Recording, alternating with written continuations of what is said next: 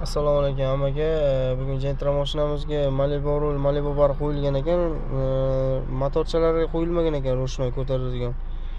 Motorchalari qo'yilmagan ekan, biz qo'yib berdik.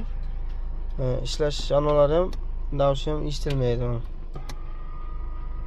Juda ham past chiqadi, sifatli anolar. Ro'shnoy ko'tardik. Ro'shnoy ko'tarilgan paytida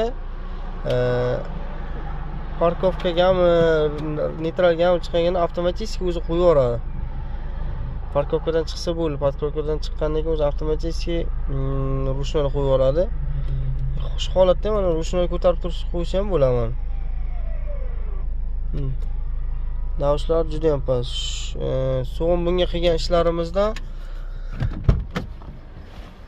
Amerikanga farolar bo'lgan. Amerikanga farolarga boshqatdan shishalarni qo'yib berdik, arqa korpuslari bilan boshqatdan zamin qilib, o'zlari sarg'ayib qolibdi ekan. Kimga shunaqa xizmatlar kerak bo'lsa, bemalol murojaat qilib olasiz.